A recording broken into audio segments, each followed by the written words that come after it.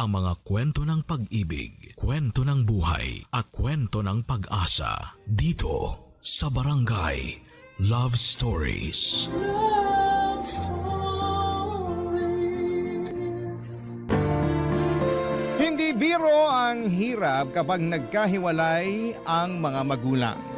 Maraming adjustments ang dapat nagawin at kadalasan ay bata ang naiipit. Ikaw, kabarangay, paano kaya sa tingin mo mapagtatagpo ang dalawang mundo ng dalawang magulang na nagkahiwalay? Pero kailangang magkalapit para sa anak na sa kanila ay parehong nakakapit. Dear Papa Dudut, ako nga pala si Joel, 35 years old at kakahiwalay lang sa naging girlfriend ko for almost 4 years. Siya pala si Cynthia. Kaedad ko lamang siya at meron kaming isang anak na 2 taong gulang pa lamang. Mahirap na desisyon ang makipaghiwalay sa nanay ng anak ko. Sino ba naman ang gustong mapunta sa isang broken family, hindi ba? Kaya lang ay hindi ko na matiis ang ugali ni Cynthia. Lagi niya akong pinaghihinalaan na may ginagawang hindi maganda. Palibasa noong time na naging kami ay malala pa ang trust issues niya dahil niloko siya ng dating boyfriend niya. Nagkaroon din sila ng anak pero nasa poder ng lalaki ang bata. Pinasa sa akin ni Cynthia lahat ng galit at tamang hinala niya sa kanyang ex-boyfriend. Noong una ay sinubukan ko namang tanggapin yon. Mahal ko eh. Kaya lang habang tumatagal ay nakakapagod din pala ang ganong klase ng sitwasyon. Nakadagdag din ang pagiging high maintenance niyang babae. Hindi siya nakontento sa kung ano lang ang kaya kong maibigay sa kanya. Alam naman niya na hindi ganong kalaki ang sahod ko. Galing kasi siya sa may kayang pamilya kaya hindi niya matanggap na maliit lamang ang naibibigay ko sa kanya. Yun madalas ang nagiging away din namin dahil nasasaktan ang pagkalalaki ko sa tuwing pinamumukha niya sa akin na hindi sapat ang naibibigay ko. Hanggang isang araw ay nakipaghiwalay na ako sa kanya, Papa Dudut. Biglaan lang ang lahat dahil napundi na ako sa pagbubunganga niya sa mga pagkukulang at mali ko. At dahil nga sa pakikipaghiwalay ko ay nagtanim siya ng galit sa akin at nakaapekto yon sa anak namin, Papa Dudut.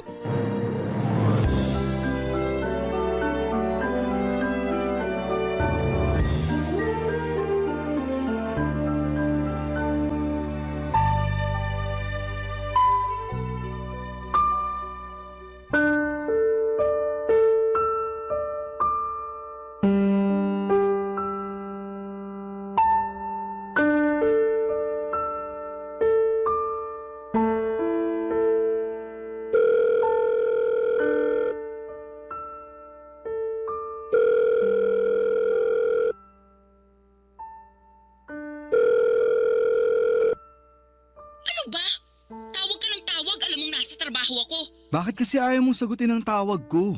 Last week pa ako tumatawag eh. Kahit sana i-text mo man lang ako. Para saan pa? Hiwalay na tayo, di ba? Oo, hiwalay na tayo. Pero may anak tayo. Eh ano ngayon? Pwede bang maging mature ang usapan natin? Para na lang sa anak natin. Para sa anak natin? Sana naisip mo yan bago ka nakipaghiwalay sa akin. Hindi ko na kasi kaya ang ugali mo. Gustuhin ko mang magstay para sa anak natin. Pero nahihirapan na ako. At akala mo madali para sa akin na makisama sa ugali mo? O sige na, mali na rin ako. Tatanggapin ko na lang yun para sa anak natin. Puro ka na lang para sa anak natin, pero hindi ka naman nagpapakatatay sa kanya. Anong hindi? Sinusubukan ko naman dati pa. Hindi ako nagkulang sa sustento. Kulang na kulang ang sustento mo. Hindi sapat ang binibigay mo. Yan! Yan mismo ang dahilan kung bakit umayaw ako sa'yo. Hindi ka marunong makontento. Sino bang makukontento sa maliit na sustento mo? Alam mo kung magkano lang ang kinikita ko. Maliit na nga lang ang natitira sa akin. Sakto lang para may pangbili ako ng toothpaste at deodorant ko. Halos sa inyong mag-ina na pupunta lahat ng sahod ko. Dapat lang namang mapunta sa amin yun dahil obligasyon mo kami. At para sabihin ko sa'yo, dapat hindi ka nakukontento sa maliit na sahod mo lalo't pamilyado ka na. Dapat nag-e-effort ka pa rin para maghanap ng trabaho na kayang bumuhay sa amin. Ginawa ko naman yun pero walang tumanggap sa akin. Kasi hindi naman ako nakapagtapos ng pag-aaral. Kaya hindi ko rin maiwan tong trabaho ko kasi ito lang ang tumanggap sa akin kahit hindi ako college graduate. Ang dami mong dahilan talaga. Hindi ka na uubusan. Gusto ko lang depensahan ang sarili ko. Cynthia, magkaayos na tayong dalawa para sa anak natin. Maging maayos naman na sana ang pakikitungo natin sa isa't isa kahit hindi na tayo nagsasama. Huwag mong asahan na magiging maayos ang pakikitungo ko sa'yo kasi galit pa rin ako sa'yo. Baka naman pwedeng isang tabi mo man lang yung nararamdaman mong galit sa akin para naman makasama ko rin ang anak natin. At sinong nagsabi sa'yo na gusto ko pang ipakita sa'yo ang anak natin? Cynthia, ako ang ama niyan. May karapatan ako sa kanya. Tinanggal mo na ang karapatan mo sa kanya nung iniwan mo ko. Huwag naman ganyan, please. Gusto ko makasama ang anak natin. Huwag mong ipagkait sa kanya na magkaroon ng isang ama. Hindi ka maayos na ama. Kaya ayos lang kahit wala ka sa buhay niya. Hindi man ako naging mabuting karelasyon sa paningin mo, pero hindi mo pwedeng sabihin na hindi ako naging mabuting ama sa anak natin. Parehas lang yun. Kung gusto mong maging mabuting ama sa kanya, sana naging mabuti ka rin sa nanay niya. Kaso hindi. Iniwan mo ako kahit ang dami kong tiniis sa mga pagkukulang mo. Cynthia! Huwag ka na ulit tatawag sa akin, Joel, ha? Hindi mo na pwedeng makita ang anak natin. Tapos na tayo, di ba? Tapos na rin ang koneksyon mo sa anak natin. Mangiyak-ngiyak ako sa katigasan ng loob ni Cynthia mula noong nagkahiwalay kaming dalawa, Papa Dudut. Pinagdamot na niyang makita ko ang anak namin. Nakiusap ako ng ilang beses para lamang ipasilip man lamang niya sa akin ang bata kahit nga video ko lamang sana pero ayaw niya. Nangutang ako ng malaking halaga para ibigay yon kay Cynthia pero tinanggihan niyang tanggapin yon. Hindi pa rin daw yon sapat. Ayaw niya talaga akong patawarin. Alam kong pinipersonal na lamang niya ako dahil sa pakikipaghiwalay ko sa kanya. Sinubukan kong lapitan ang mga kaibigan niya na nakilala ko at nakiusap sa kanila na baka pwedeng kausapin nila si Cynthia para lumambot na ang puso niya. Lahat sila'y walang nagawa, naging dahilan din yon para kagalitan niya ang mga kaibigan niya. Kaya mula noon ay hindi ko na sinubukang lapitan pa isa man sa mga malalapit sa kanya para maging tulay sa muling pagkikita namin ng anak ko. Napakasakit na hindi makita ang anak ko, siya na lamang ang buhay ko. Siya ang dahilan kung bakit nagawa kong tiisin ang ugali ni Cynthia dahil gusto kong buo kami. Pero may limitasyon din ang pasensya ng isang tao at sa huli mas pinili kong lumayo na lamang kay Cynthia kesa naman sarili kong peace of mind ang mawala. Mas naging payapa ang buhay ko noong nagkahiwalay kaming dalawa. Pero malungkot ako dahil gusto kong makasama ang anak ko. Kaya lang ipinagkakait sa akin ni Cynthia. Palagi ako nakatambay sa subdivision kung saan ay nakatira si Cynthia. Mabuti na lamang at may kaibigan akong nakatira doon kaya malaya akong nakakapasok. Panay ang silip ko sa bahay ni Cynthia sa pag-asang makikita ko kahit saglit lang ang anak namin. Pero bigo ako. Isang araw hindi ko na natiis. Kumatok na ako sa bahay para personal na siyang harapin. Bala ko nang makiusap noon sa kanya ng harapan. Pero ibang humarap sa akin nang bumukas ang kanyang pinto. Papa Dudut.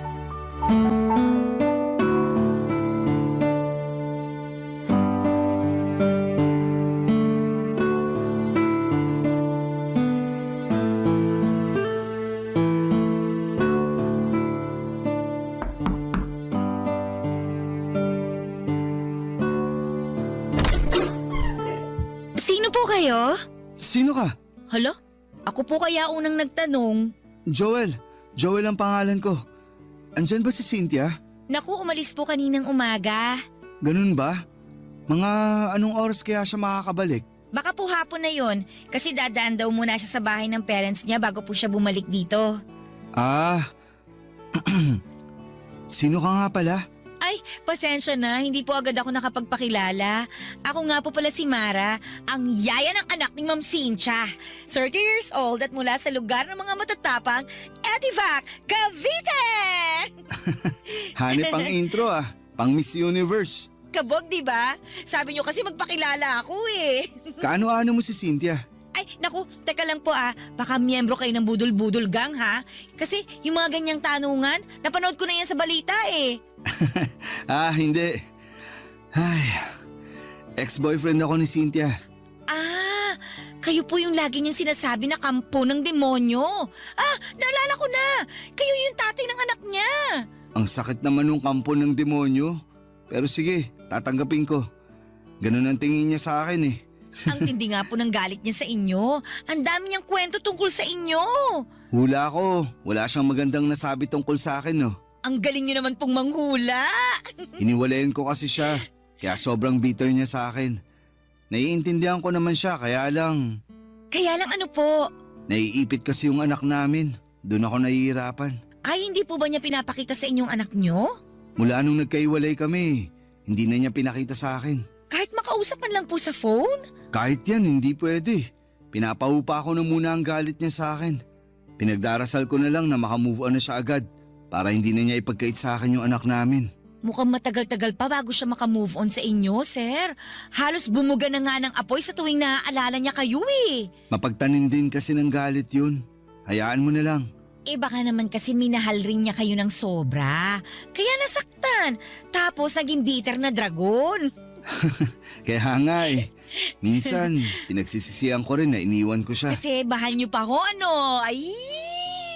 Naiisip kong balikan siya para makita ko na yung anak namin. Sobrang desperado na ako, Mara. Gusto ko talagang makita kahit ilang minuto lang yung anak namin. Ay, paano kaya to? May naisip kasi ako pero baka mapag-initan ako ni Ma'am Cynthia kapag nalaman niya eh. Ano ba yun? Matutulungan mo ba ako para makasama ko ang anak ko?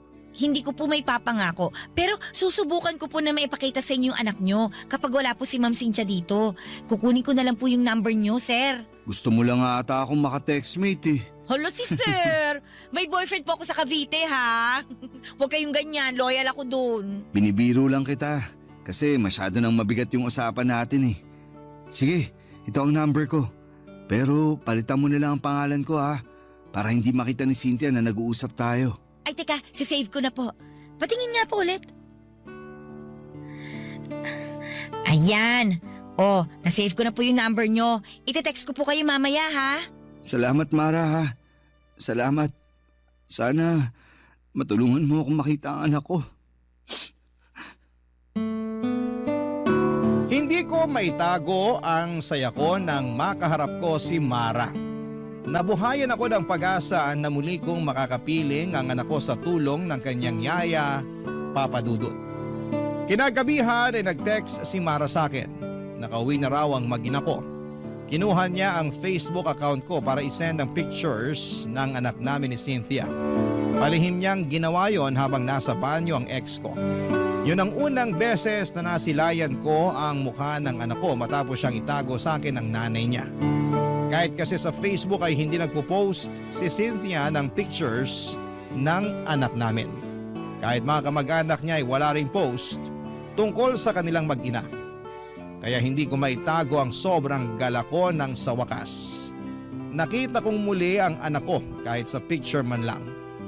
Sinabi sa akin ni Mara ang schedule ni Cynthia.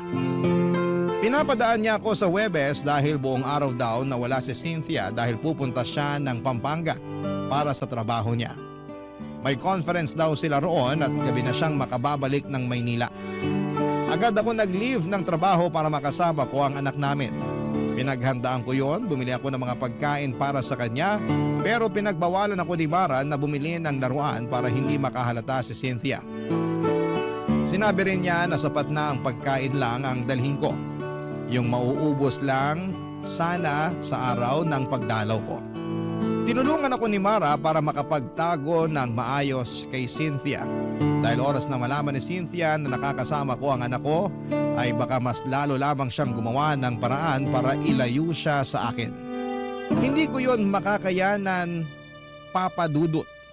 Kaya buong ingat kami ni Mara sa mga pagpunta ko roon para kahit kaunti ay hindi maghinala si Cynthia sa ginagawa naming lihim na pagkikita. Papa Dudut. Barangay Love Stories. Barangay Love Stories. Papa Dudut, tubong Cavite nga si Mara. Sa mga sumunod na araw na pagdalaw ko ay marami na akong nalaman sa kanya. Meron na pala siyang anak na 6 years old mula sa kanyang ex-boyfriend. Nasa Cavite ang bata at nadadalaw niya kapag day off niya tuwing Sabado hanggang Linggo ng tanghali. May boyfriend din siya na kasama na niya sa bahay nila sa Cavite. Yun daw ang nag-aalaga ng anak niya. Mabait daw ang boyfriend niya at wala siyang masabing hindi maganda roon dahil siyang tumayo bilang ama ng anak niya. Nakita ko naman kung gaano niya pinagmamalaki ang boyfriend niya. Isang bagay na hindi nagawa sa akin ni Cynthia noong kaming dalawa pa lamang. Kinakahiya kasi niya ako noon dahil nga mas malaki ang kinikita niya at galing pa siya sa mayamang pamilya. Natatandaan ko pa, noong mga unang buwan na magkarelasyon kami ni Cynthia ay gusto niya sa dating kondo niya lamang kami magkasama. Ayaw din niyang mag-post kami ng picture na magkasama. Nasasaktan ako noon.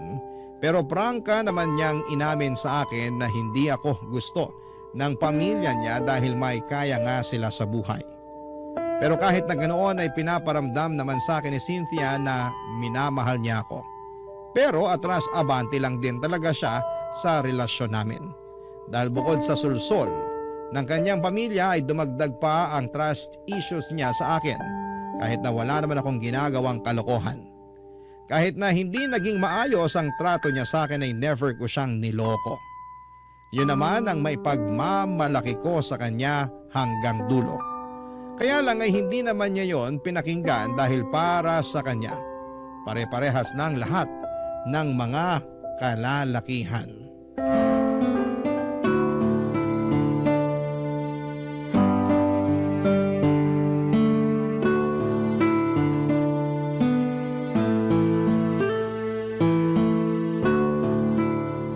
Pinagod niyo po yung anak niyo, sir.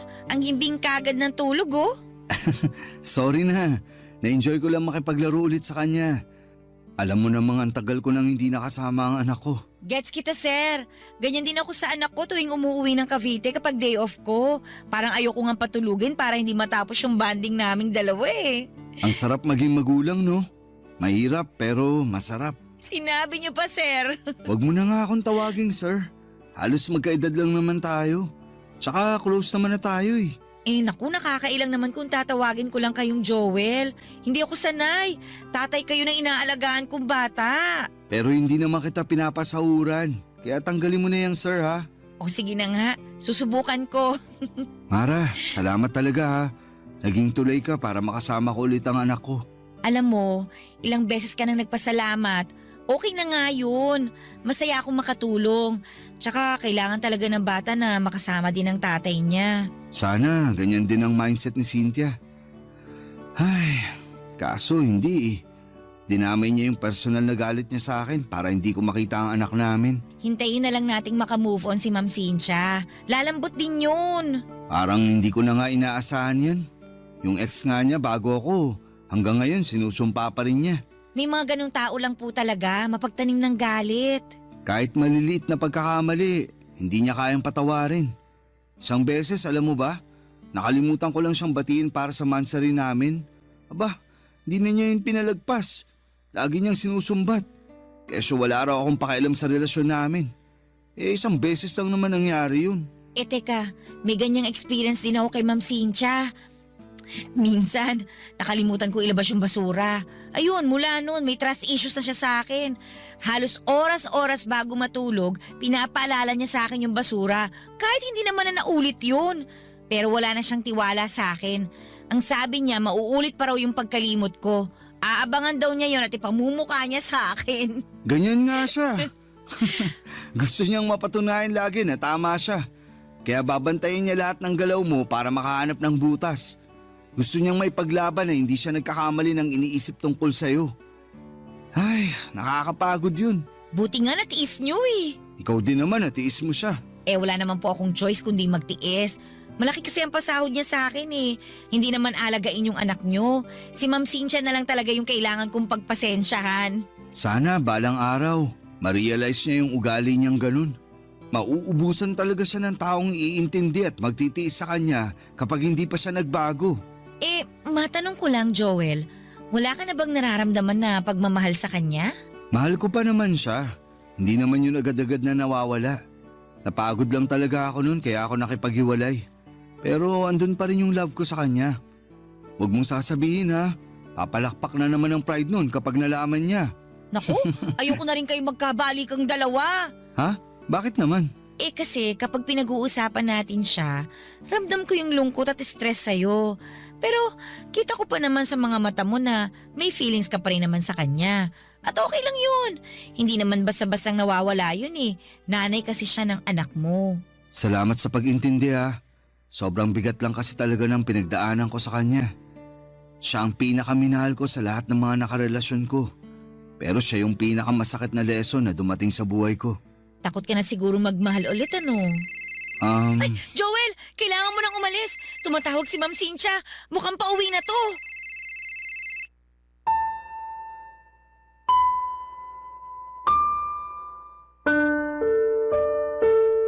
Nagpanik kaming dalawa ni Mara dahil nabaga ang pag-uwi ni Cynthia. Pinagdadampot ko na lamang lahat ng kalat at pagkain na pinagsaluhan namin ni Mara at ng anak ko bago ako lumabas. Nagmadali akong pumunta sa bahay ng kaibigan ko sa subdivision na yon.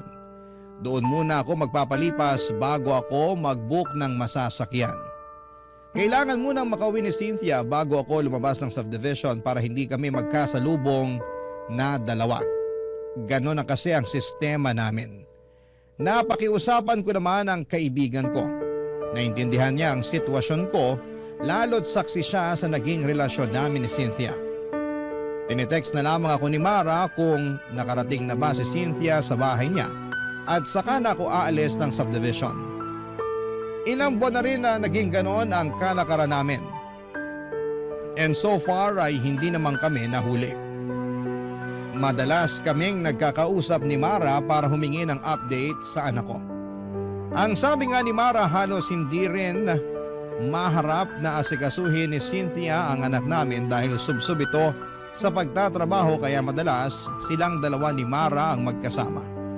Laging nagkukulong si Mara at ang anak ko sa kwarto niya at doon nagvi-video call kami ng palihim. Habang naglalaro ang anak ko, naka-on lang ang video para makita ko siya. Mabuti na lamang at tahimik ang anak ko kapag nakaka-video call ko siya.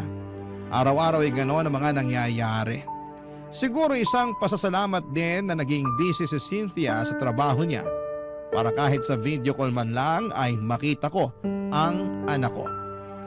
At syempre, hindi siya makakahalata sa sitwasyon namin. Isang Sabado, nag-message si Mara sa akin. Hindi raw siya nakauwi ng Cavite dahil may bigla ang meeting si Cynthia. Kaya pinapunta niya ako doon. Sakto namang day off ko kaya may oras ako para pumunta doon. Bumili ako ng pagkain para sa anak ko at rosas naman para kay Mara bilang thank you ko sa kanya sa mga ginagawa niya para sa aming mag-ama Papa Dudut.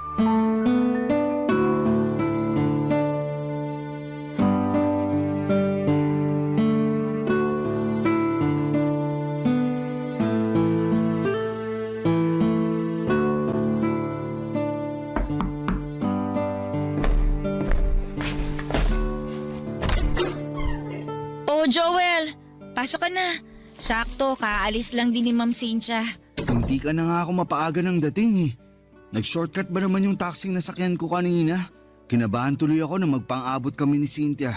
Hindi talaga kayo pinagtatagpo ni Ma'am Cynthia. Ayos na yun. Sana palagi na lang umahin ng tadhana sa akin. Bumili nga pala ako ng rosas para sa'yo. Ito. Nako, nag-abala ka pa. Sana dinagdag mo na lang sa pambili ng pagkain ng anak mo. Nakabili na ako ng pagkain niya. Sakto na to para sa kanya. Dinagdagan ko pa nga para maibigay ka sa anak mo kapag umuwi ka sa inyo sa Cavite. Thank you tulog pa pala yung anak mo. Gusto mo ba gisingin ko na? Ay, wag! Hayaan mong makapahinga siya. Magkwentuhan na lang muna tayo habang tulog pa siya. Kumusta ka? Ayos lang. Parang malungkot ka. Dahil ba hindi ka nakauwi sa Cavite ngayong day off mo? Mabuti ngang hindi ako umuwi dun ngayon. Ha? Bakit naman? Ano ba nangyayari? Magkwento ka, makikinig ako. Wala to. Ayos lang ako. Gusto mo ng kape? Magtitimpla ako. Sige, para mas sumarap ang kwentuhan natin tungkol dyan sa pinagdadaanan mo. Ayos nga lang ako, Joel. Huwag mo na akong intindihin. Gusto kong makabawi sa'yo sa lahat ng tinulong mo sa akin. Kung makakabawi ako sa pakikinig, andito ako. 2 tenga, nakasanla sa'yo. Ang kulit mo Okay nga lang ako. Kahit sinasabi mong okay ka, halata naman sa mga mata mong hindi. Di tama nga ako. Ay, ano ba nangyari? Kasi nakikipag-iwalay na sa akin yung boyfriend ko Sabi niya, hindi na raw niya kaya na 1 beses lang sa 1 linggo kami magkita. Natatakot daw siya na baka may makilala ako dito sa Maynila. Napipili niya ako kung trabaho ko raw o siya. Anong sinabi mo? Sabi ko pag-iisipan ko. So may chance na iwan mo ang trabaho mo rito para sa kanya? Oo, kasi mahal niya yung anak ko Mabait naman siya. Mahal mo ba? Parang. Hindi mo naman pala mahal pero bakit nagstay ka sa kanya? Kasi bihira na lang yung maayos na karelasyon ngayon Maswerte ako na nakilala ko siya kasi minahal niya ako tapos damay pa yung anak ko. Naiintindihan kita. Nakakalungkot lang kung sakaling pipiliin mong iwan tong trabaho mo para sa kanya. Hindi pa naman ako sigurado sa magiging desisyon ko. Gusto ko pa rin naman tong trabaho ko, lalo na't napamahal na rin sa akin yung anak niyo ni Ma'am Cynthia. Salamat ha. Bilang magulang, masarap sa pandinig yung sinabi mo. Napakaswerte ng boyfriend mo sa'yo. Sana lang huwag kanyang i-pressure na mamili. May karapatan ka pa rin namang magdesisyon para sa sarili mo. Thank you Pwede bang payakap? Parang kailangan ko lang kasi ngayon. Sige. Halika rito. Kailangan ko rin naman ng yakap ngayon Papadudot nagkayakapan kami ni Mara. Inakala kong sandali lang yon para medyo gumaan ang pakiramdam niya. Pero hindi siya kaagad bumitaw. Nakayakap siya ng mahigpit sa akin at kasabay noon ay nadinig ko ang pag-iyak niya. Halatang naguguluhan at nahihirapan siya sa problemang kinakaharap niya. Aaminin ko na pagyakap niyang yon ay may naramdaman akong kakaiba. Nakaramdam ako ng init sa katawan ko. Lalo na noong dinidikit pa niya ang bandang dibdib niya sa akin. Papadudot hinawakan ko ang kanyang buhok at hinaplos-haplos yon para doon mabaling ang atensyon ko at hindi ako makagawa ng hindi maganda. Pero sa ginawa kong yon ay mas lalong dumikit sa akin si Mara. At nang kumalas siya sa pagkakayakap sa akin ay agad niya akong hinalikan. Ako naman papadudot ay nagpaubaya. May nangyari sa aming dalawa sa sala ng bahay ni Cynthia. Mabilis lamang yon dahil natakot din kami na biglang dumating si Cynthia. Nang matapos kami, nakayakap pa rin si Mara sa akin at sinabing yon ang unang beses na nakaramdam siyang muli ng saya. Sa piling ko lang daw niya naramdaman yon. Napangiti ako at aaminin kong magaan din ang loob ko kay Mara at nakikita ko siyang mabuting tao base na rin sa kanyang pananalita at kung paano niya kami asikasuhin ang anak ko. Pagkatapos noon ay tinawagan niya ang boyfriend niya at sinabing hindi na niya iiwan ang trabaho niya sa Maynila. Nakaramdam ako ng tuwa sa mga nalaman ko. Dahil kahit papaano, may magiging paraan pa rin ako para makasama ang anak ko. Dahil syempre oras na umalis si Mara ay mapuputol na ang pagkikita namin ng anak ko, Papadudot. Barangay Love Stories. Barangay Love Stories. Nakipaghiwalay na nga ang boyfriend ni Mara sa kanya, Papa Dudut. Mabilis lang naman yung tinanggap ni Mara dahil alam niyang hindi naman niya mahal ang lalaking yon. Alam niyang nadaan lamang siya sa kabutihan nito at sa ipinakita niyang pagmamahal sa anak niya. Doon na kami malayang nagkaroon ng lihim na relasyon. Yun nga lang ay nilihim namin ang lahat ng yon hanggat hindi pa natatanggap ni Cynthia ang hiwalayan naming dalawa. Hindi ko pwedeng sabihin sa iba ang namamagitan sa pagitan namin ni Mara. Alam kong mas lalo lang magtatanim ng sama ng loob sa akin si Cynthia kapag nalaman niyang kasambahan niya ang pinatos ko. Naintindihan naman yon ni Mara at sinabi sa akin na walang problema sa kanya kung patago muna kami dahil alam niya ang ugali ng ex-girlfriend ko. Napadalas na ang pagpunta ko kina Cynthia. Kahit andon si Cynthia ay nagagawa ko pa rin makipagkita kay Mara. Doon nga lang kami sa bahay ng kaibigan ko nagtatagpo kapag tulog na si Cynthia. Madalas nga, kapag dumadalaw na ako sa bahay ni Cynthia, hindi ko na halos nakakasama ang anak ko kasi mas madalas na kaming magkaharutan ni Mara. Nananabik din kasi ako sa feeling na merong nagmamahal sa akin. Pero hindi naman namin pinapabayaan ang anak ko ha, ikaklaro ko lang.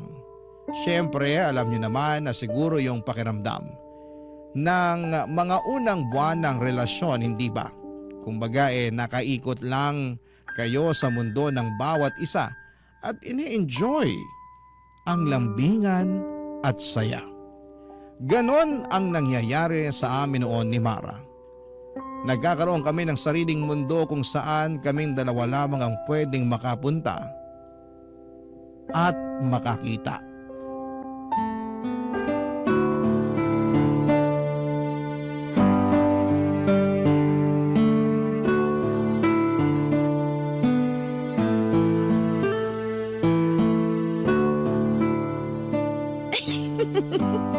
Huwag mo naman masyadong pisilin yung tabako sa tiyan. Huwag mo na akong pigilan.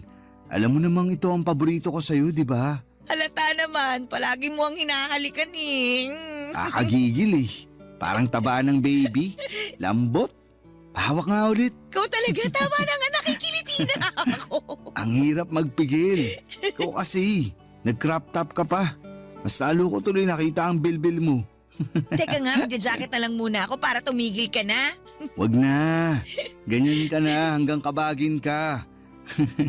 Panindigan mo na lang ang crop top mo. Huwag tayo masyado maingay kasi baka mamaya magising pa yung anak mo. Ayos lang yun.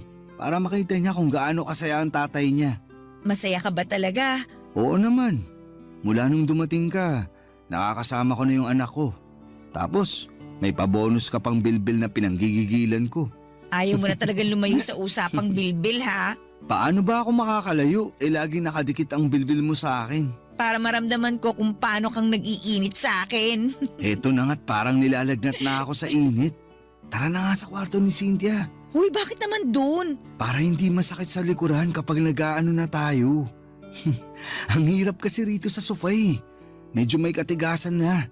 Tsaka mukhang malaki yung kama ng ex-girlfriend ko kaya kahit tumambling pa tayo hindi tayo mahuhulog. Baka maamoy niya tayo pag uwi niya. Mas okay na rito sa sala para mabilis linisin yung ebidensya. Doon sana sa kwarto mo kaso andun naman ang anak ko. Pwede naman doon pero tahimik lang tayo ha.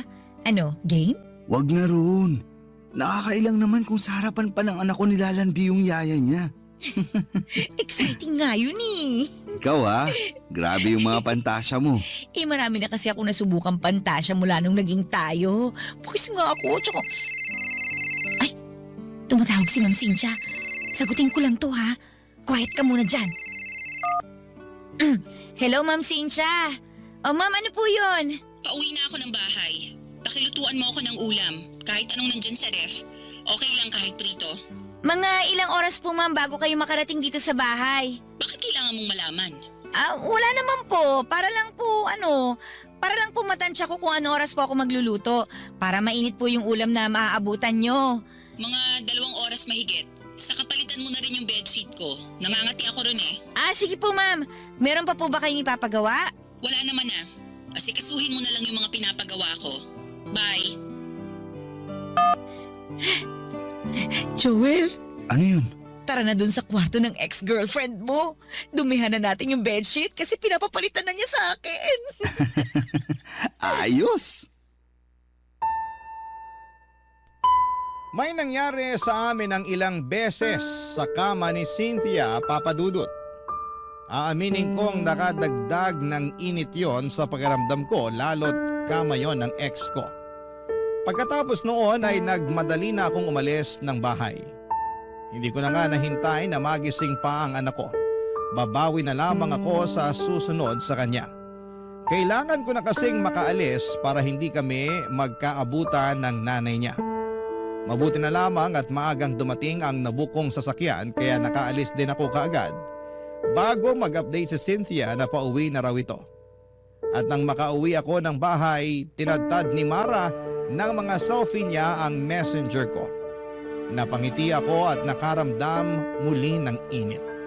Sinabi ko sa kanya na mag-usap na lamang kami ulit kapag matutulog na si Cynthia. At makalipas nga ang ilang oras bago sumabit ang alas 11 ng gabi ay nag-message na si Mara. Gising noon ang anak ko at magkasama silang dalawa habang magka-video call kami. Para silang mag-ina at para kaming pamilya ng mga oras na yon. Nakapag-usap siguro kami ng mahigit 1 oras bago ko tinapos ang tawag. Para makapagpahinga na rin ang anak ko dahil alanganin na ang oras. Nag-chat na lamang ako kay Mara na sabihan niya ako kung kailan ulit ako makakadalaw. Mabilis naman siyang nag-reply at sinabing pwede na raw kagad kinabukasan. May out of town meeting daw si Cynthia at madaling araw na ito makakauwi. Natuwa ako noon dahil mas mahaba ang oras na makakasama ko na si Mara at ang anak ko. Kaya naman natulog na ako kaagad para maaga akong makabili ng mga pagkain nilang dalawa sa pagdalaw ko, Papa Dudut.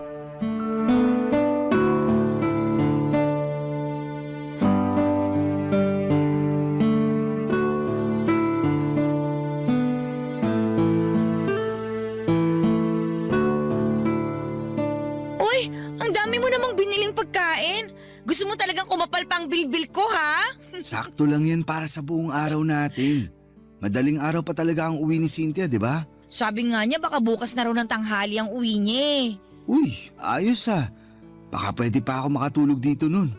Para may experience ko namang matulog buong gabi kasama kayo ng anak ko. Gusto ko rin naman yun. Yaan mo, kapag lumamig na ang lahat, magagawa na natin yan. Sa ngayon, magtago lang muna tayo. Buti ka pa. Ang lawak ng pangunawa mo. Sana ganyan din si Cynthia. Wow! Cynthia! Akala nyo ganun ako katanga para hindi makahalata? 1 buwan ko nang alam ang ginagawa nyo. Palihim ako naglagay ng CCTV dito sa bahay, lalo na sa kwarto ko. Huminahon ka muna. Huminahon? May oras pa ba ako para gawin yun? Punong-puno na ako ng galit sa inyong dalawa. Ma'am, sorry po. Sorry saan? Sa pagpapapasok ng ahas dito sa bahay ko? Ay teka, ikaw pala ang ahas na pinapasok ko rito. Huwag mo siyang pagsalitaan ng ganyan. Ako ang may kasalanan. Ako ang namilit na ipakita niya sa akin ang anak natin. Anak lang ba natin ang gusto mong makita, Joel? Base sa mga CCTV footage na nakita ko, parang masabik kang mayakap at mahiga sa kama yung yaya ng anak mo. Grabe rin! Ginawa niyo pa sa kama ko ang kababuyan niyo. Sorry, pero ikaw naman kasi. Ako na naman ang mali, Joel. Nakikita mo ba kung anong ginawa mo? Mas lalo mong sinira ang tiwala ko sa'yo. Kung sa una pa lang sana hindi mo na ipinagdamot ang anak ko sa akin, edi hindi sana tayo aabot sa ganito. Pinapatikim ko lang sa'yo ang epekto ng pag-iwan mo sa akin. Sinabi ko naman sa'yo na huwag mong idamay ang anak natin sa problema natin pero… Sa ayaw at gusto mo, madadamay talaga ang anak natin. Lalo na ngayon, ang bababoy nyo. Habang nasa kabilang kwarto ang anak natin, nagawa mo pa talagang patungan ng yaya niya, Joel? Anong klaseng pag-iisip ang meron ka? Bakit init ng katawan ang pinapairal mo? Kasalanan ko po, Ma'am Cynthia. Huwag niyo pong sisihin si Sir Joel. At ngayon, Sir Joel ang tawag mo sa kanya? Matapos kang maghubad sa harapan niya? Iba ka rin ha? Nagmamahalan lang po kaming dalawa. Walang masama sa ginagawa namin. Nagmamahalan? Walang masama? Sigurado ka? Habang wala ako sa bahay na to, pinagkatiwalaan kita, Mara. Ang bilin ko sa'yo, wag na wag kang magpapapasok ng ibang tao. Pero sinunod mo ba yon? Hindi. Sabihin mo ngayon sa akin kung walang masama sa ginawa mong yon. Hindi mo na nirespeto ang bahay ko. At hindi mo rin ako nirespeto. Sorry po, ma'am. Hanggang sorry ka lang talaga, no? Tama na, Cynthia. Pag-usapan na lang natin to. Sige, pag-usapan natin to. Kasi ang dami ko nang naipon sa puso kong galit sa'yo eh. Baka sakaling gumaan kapag sinumbat ko na sa'yo lahat. Kapal ng mukha mo, Joel. Ang dami mong pagkukulang sa akin noon. Pero pinilit kong tanggapin ka. Kasi naniniwala ako na ikaw yung makakabuti para sa akin. Lalo na nung nabuntis mo ko. Pero anong ginawa mo? Nung time na gulong-gulo ko sa mga nararamdaman ko, iniwan mo ko. Pinabayaan mo ko. Hindi mo alam kung gaano kasakit sa akin na isipin yung future na hindi ka namin kasama ng anak mo. Hindi mo alam kung gaano kasakit sa akin na isipin na nagmamahal ka na ulit ng iba tapos makakalimutan mo na kaming mag-ina. Hindi naman mangyayari yun. Nagkaiwalay tayo pero hindi naman ibig sabihin ipababayaan ko na kayo.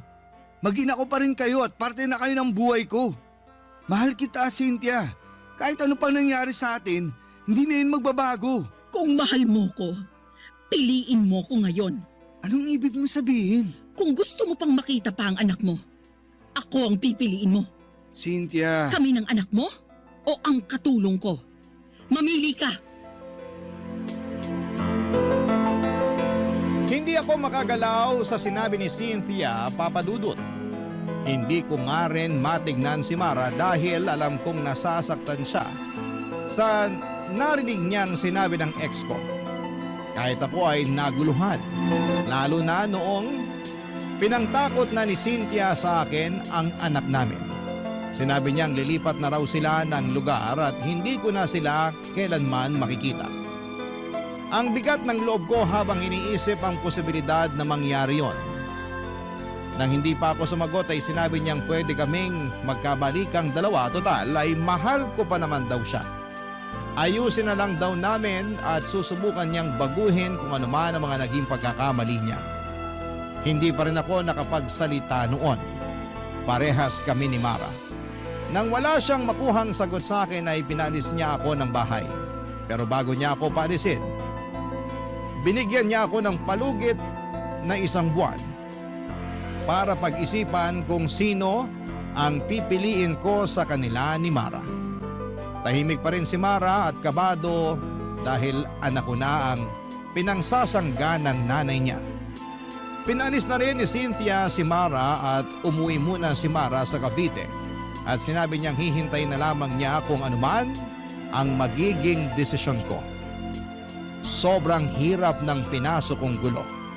Sana ay matulungan niyo po ako. Oo, at may nararamdaman na ako para kay Mara.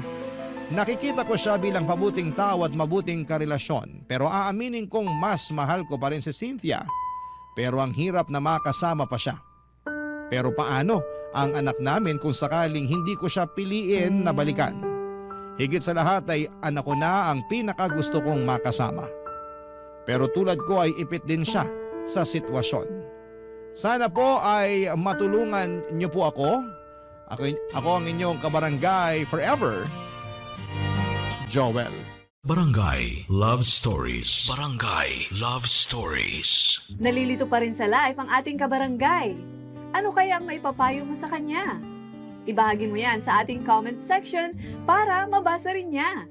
Nagustuhan ng iyong napakinggan? Ituloy yan via live stream sa www.gmanetwork.com/radio. In Mega Manila, 97.1. Forever! Ang mga kwento ng pag-ibig, kwento ng buhay at kwento ng pag-asa dito sa Barangay Love Stories. Love Stories.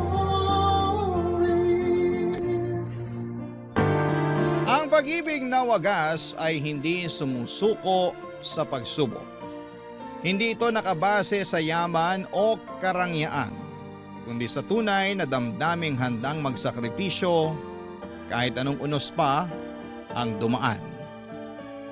Ikaw, kabarangay, sa panahon ng hirap at ginhawa, kaya mo rin bang ipaglaban ang ganitong klase ng pag-ibig? Dear Papa Dudut, magandang araw sa inyo, Papa Dudut. Ako po si Ermilio, pero tawagin niyo na lamang po ako sa palayaw kong Melo. 45 years old na ako at 15 taon na sa serbisyo bilang isang gwardiya sa isang bangko dito sa Pampanga. Sa loob ng 15 years na yon ay paulit-ulit na ang naging gawi ko sa araw-araw.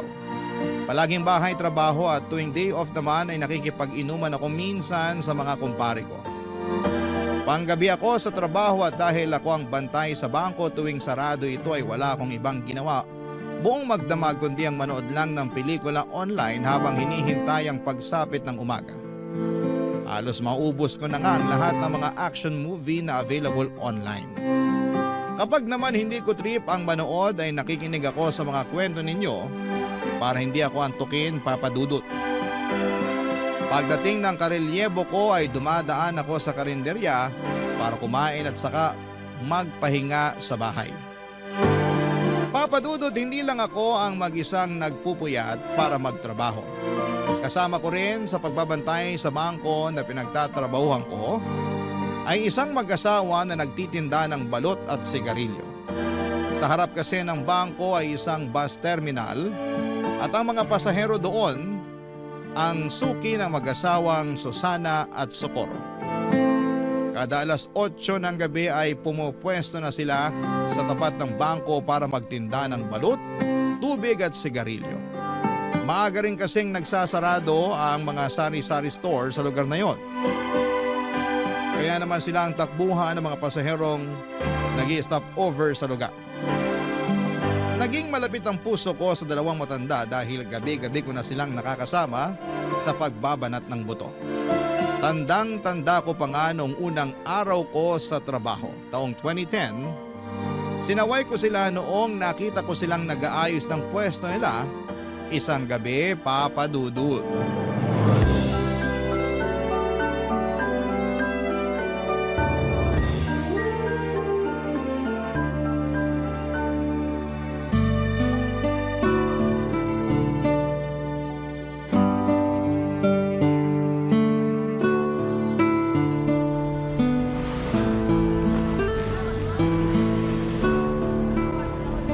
Itali mo ng maayos yung payong para hindi liparin.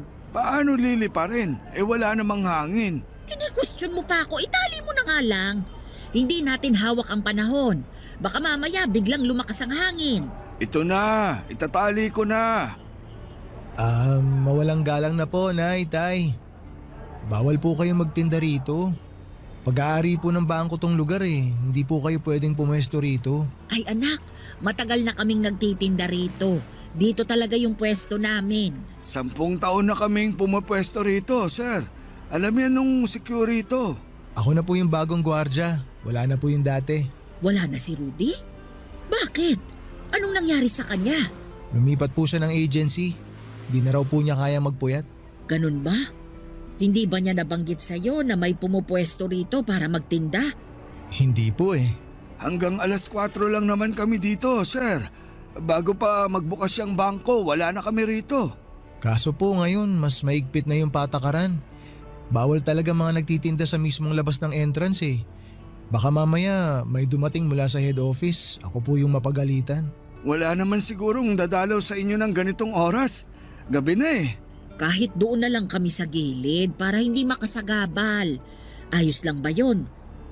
Ay, sigurado po ba kayo na matagal na kayo rito? Oo, 10 taon na kaming nagtitinda rito. Marami nang dumaang CQ dyan. Lahat sila kilala kami. O sige po, kung pinapayagan naman kayo ng mga dating security dito, hindi ko na po kayo paaalisin. Basta medyo gumilid lang po tayo ha. May CCTV po kasi. Mahirap na, baka mapagalitan ako. Kasi simula ko pa lang po dito sa trabaho. Ay naku, salamat ha. Sukuro, ilipat mo na yung mesa sa gilid. Buhatin mo na muna yung lagayan ng balot. Ay, wag nyo na pong ilipat. Diyan na po muna kayo ngayong gabi pero bukas po, doon na kayo sa gilid, ha? Tsaka iwasan po nating magkalat. Bawal din po ang maingay. Opo sir, wala pong problema sa kalat. Nagwawalis kami bago kami umuwi. Wala ring maingay dito. Sige po. Salamat. Ano nga palang pangalan mo, anak? Ermelio po. Pero Melo na lang po ang itawag nyo sa akin. Salamat, Melo. Wala pong anuman. Kayo po, ano pong mga pangalan nyo? Ako si Susana. Ito naman ang asawa kong si Socorro. Taga rito lang din po ba kayo? Oo, malapit lang kami rito. Diyan lang kami sa may bukana, yung papasok dyan. Ganun po ba? Ilang taon na po kayo? 60 na ako. Ako naman +5. Bale 65 po. Oo, mas matanda ako sa kanya ng 5 taon. Bakit naman po hanggang ngayon nagtatrabaho pa kayo? Hindi po ba dapat nagpapahinga na lang kayo sa bahay nyo?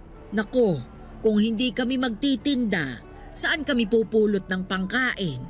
Kailangan naming kumita para may pambili kami ng ulam. Wala po ba kayong anak? Meron, marami. 5 silang lahat. Nasaan po sila? Bakit hindi po sila magbanat ng buto? May kanya-kanya na silang pamilya eh.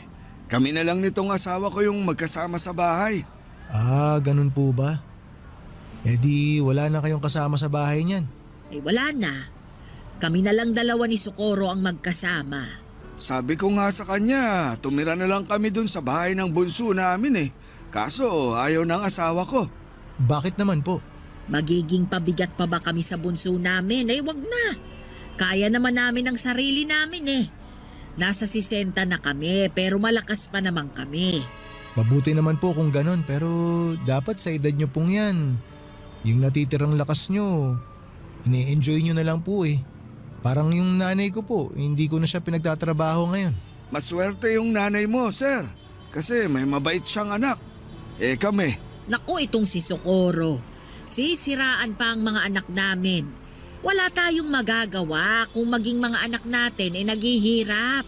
Pero kahit na, ilang taon natin silang inalagaan tapos iiwan lang nila tayong… Ay nako, katulad ng sinabi ko, wala na tayong magagawa pa. Desisyon nila yon. Relax lang po kayo. Huwag po kayo mag-aaway. Ganito talaga kami magsagutan, pero hindi kami nag-aaway. Sige po, maiwan ko na po kayo dyan para hindi ko na po kayo maabala. Kung may kailangan po kayo, doon lang po ako nakapwesto. Doon po banda sa sulok. Salamat, anak. Salamat, sir. Huwag niyo na po akong tawaging sir. Melo na lang po. Maliit na matanda si Nanay Susana, maikli ang buhok nito na medyo nakukuba na. Tuwing nakikita ko siya ay parang lagi siyang galit pero kapag kinausap mo na siya ay sobrang palatawa siya at madaldal.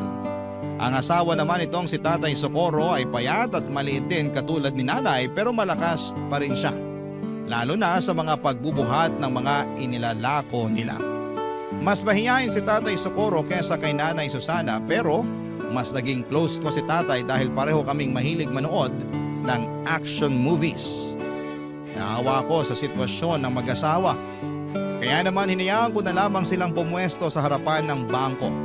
Total ay gabi naman na at sarado na ito.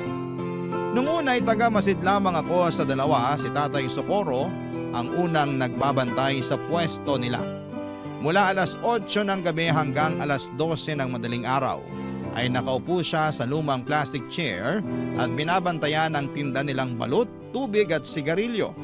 Samantala ay natutulog naman sa likuran nito si Nanay Susana. Nakapwesto siya sa bisikletang may sidecar na siyang gamit-gamit nila sa pagbibitbit ng kanilang lamesa at malaking payong para hindi sila mahamugan. Pagsabit naman ng hating gabi ay papalitan ni Nanay Susana si Tatay Socorro sa pagbabantay para makapagpahinga ang asawa niya. Siya ang nagbabantay hanggang sa alas 4 ng umaga. Siya na rin ang nagwawalis ng mga kalat at nagliligpit ng mga gamit nila. Sa kanya gigisingin ang asawa niya para makauwi na sila at makapagpahinga. Hindi nagtagal ay naging malapit din ako sa mag-asawa sa mga sumunod na buwan na pagsama-sama namin sa iisang lugar. Tuwing inaantok ako ay nakikipagkwentuhan ako sa kanila at doon ko nalaman ang love story nila, Papa Dudut.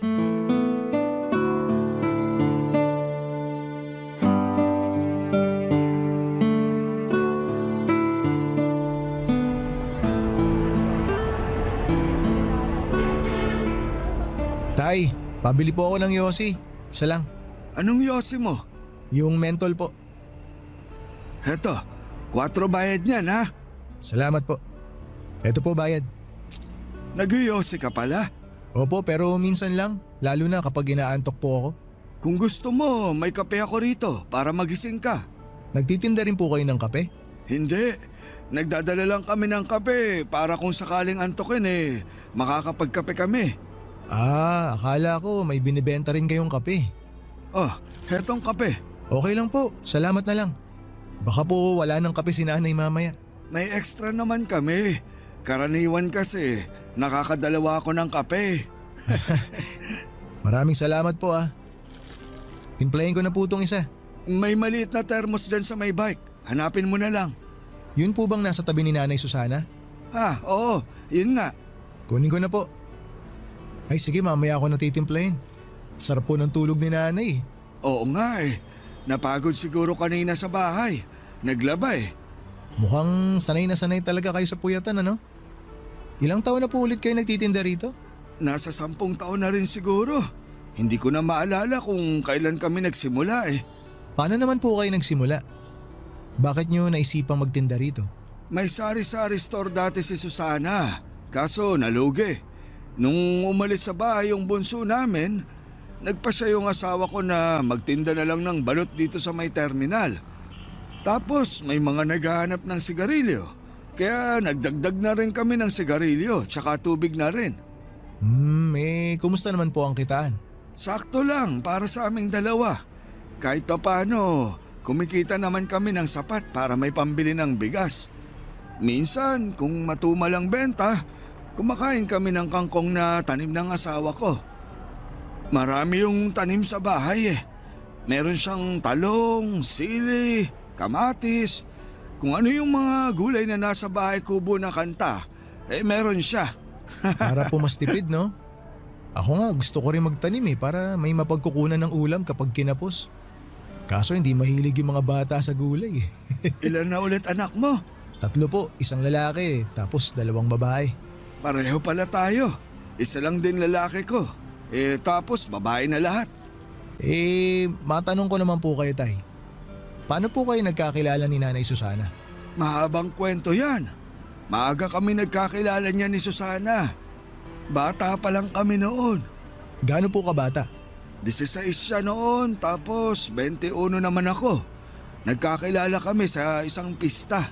Ah, talaga po? Oo, kasama niya mga kaibigan niya noon. Puro sila sosyalin. Si Nanay? Oo, mayaman yan noon. Inhinyero ang tatay. Tapos po, anong nangyari? Pinili ako kaya eto, naghihirap ngayon kasama ako. Hindi ko po maintindihan tay. Pinapili po ba siya?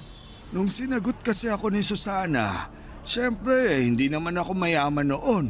Kargador lang ako Wala akong tinapos. Mahirap lang kami. Nung nalaman ng tatay ni Susana na ako yung nobyo niya, hindi sila pumayag. Ah, kaya siya pinapili. Ganun na nga. Pinapili siya ng mga magulang niya. Iiwan niya ako o itatakwil siya ng pamilya niya. Mas pinili na lang ni Nanay na itakwil siya? Kaya nga siya nandito, di ba? Ayan mahimbing ang tulog. Talagang ipinaglaban po kayo ni Nanay ano? Kaya nga ginagawa ko ang lahat para maging maayos ang buhay niya. Kahit na naghihirap kami. Lahat ng gusto niya, pinipilit kong ibigay.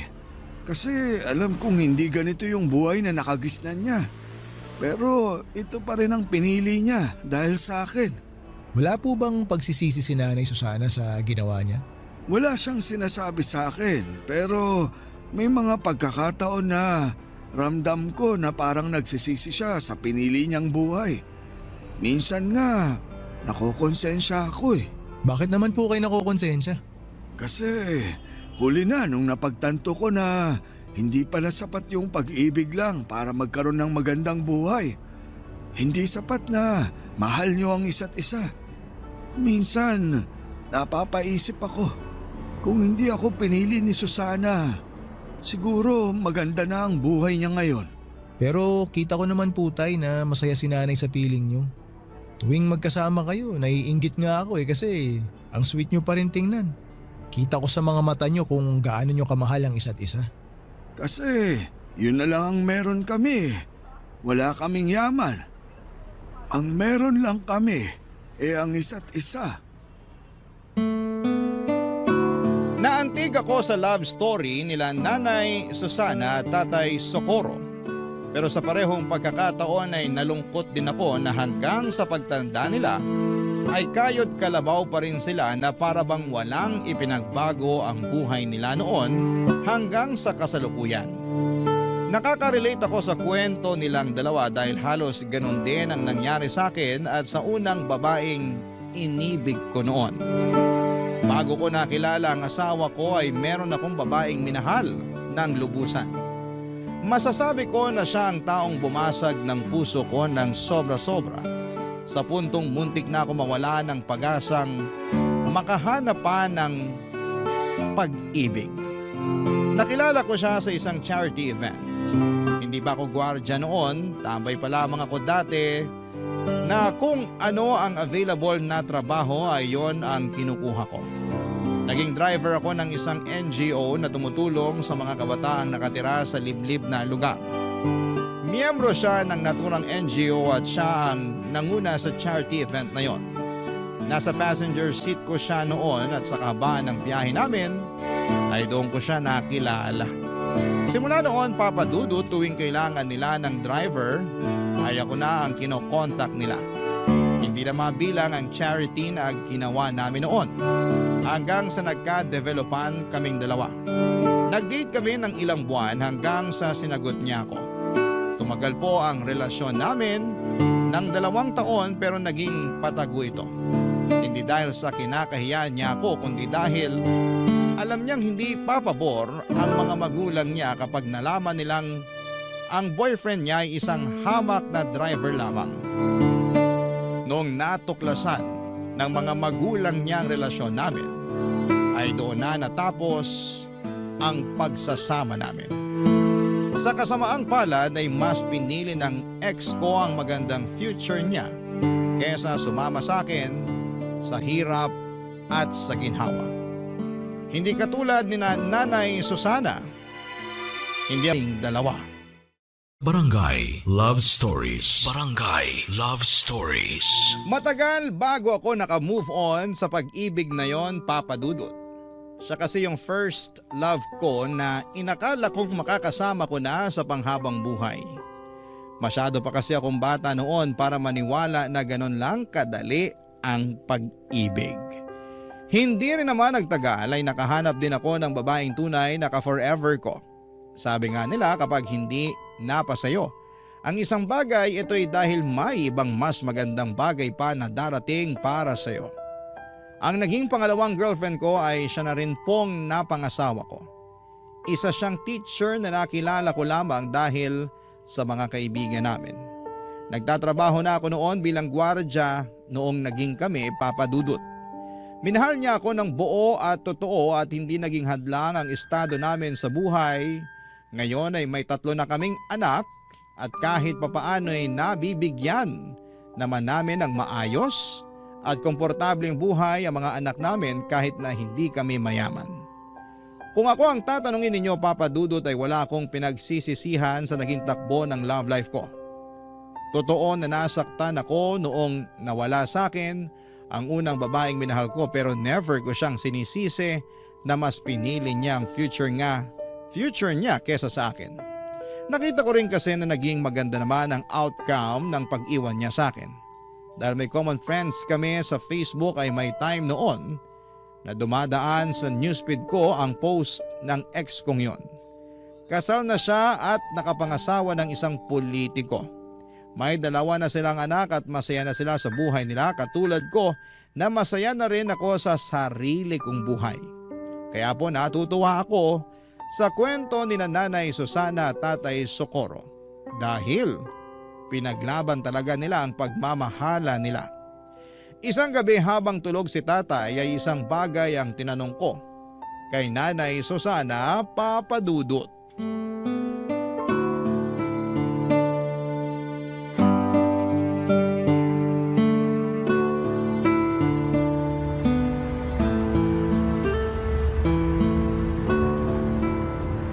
Nay, tulog na ba si Tatay Socorro?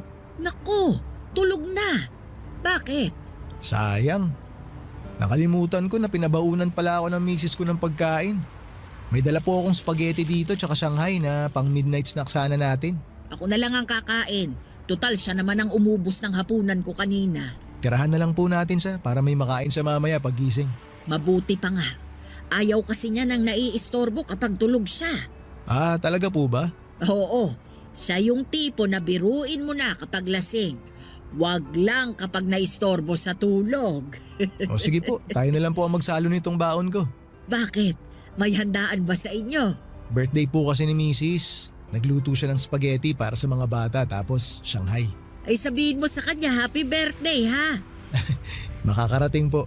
Matagal-tagal na rin akong hindi nakakatikim nito eh. Alam mo, nung bata pa ako, kada kaarawan ko, hindi nawawala itong spaghetti.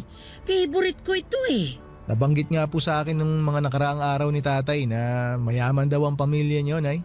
Oo, 2 anak lang kasi kami kaya kung ano yung mga gusto namin, ibinibigay talaga ng papa namin.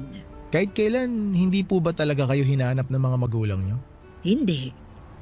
Hindi ko alam kung sinubukan ba nila akong hanapin. Hindi rin kasi nila alam kung nasaan ako eh.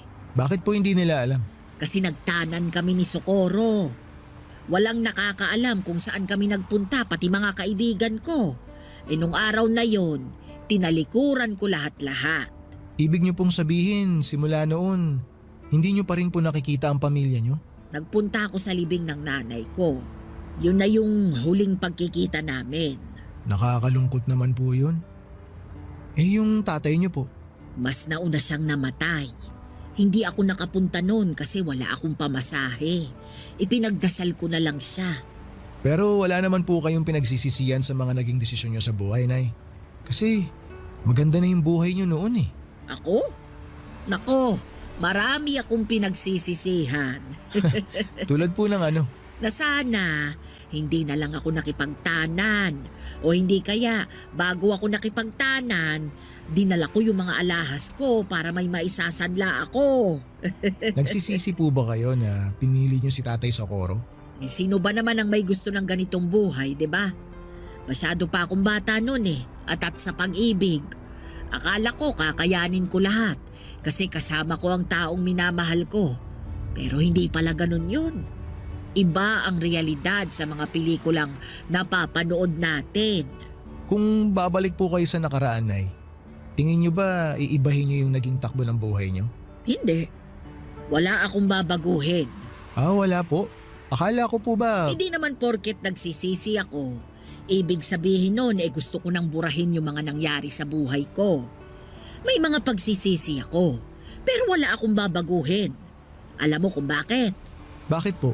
Kasi naging masaya ako. Yun yung isang bagay na ayaw kong mawala sa akin. Masaya ako na si Socorro ang napangasawa ko. Masaya ako na nagkaroon kami ng maraming anak. Masaya ako na sa kabila ng hirap ng buhay, magkasama pa rin kami hanggang ngayon.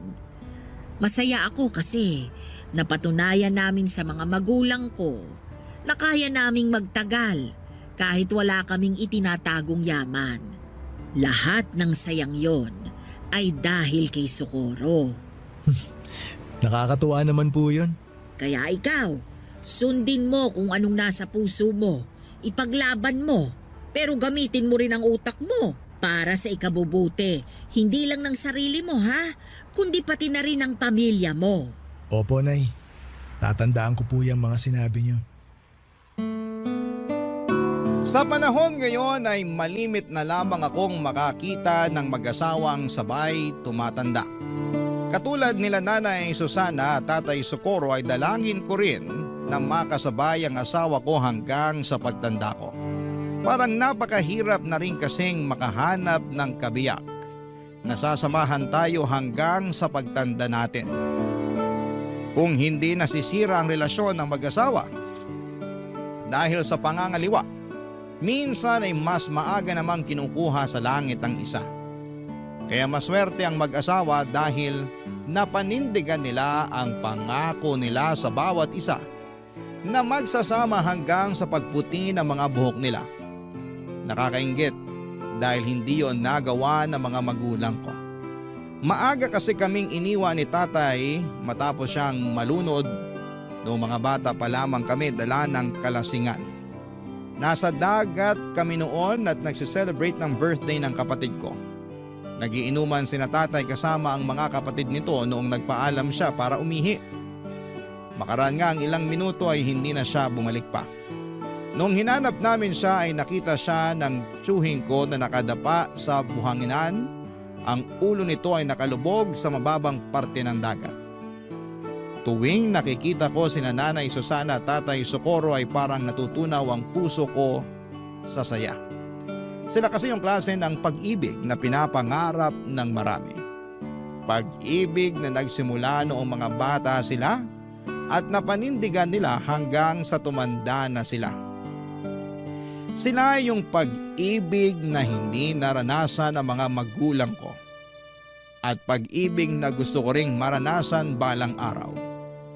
Pero sa kabila ng saya na nararamdaman ko para sa pagsasama nilang dalawa, hindi ko rin maiwasang maawa sa kasalukuyang estado nila.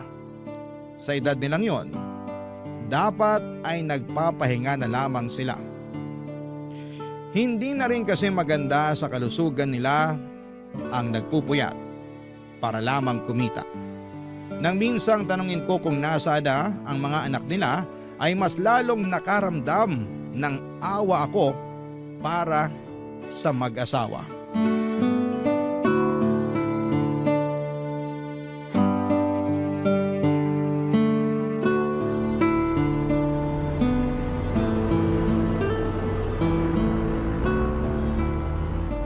Melo, ano yung pinapanood mo?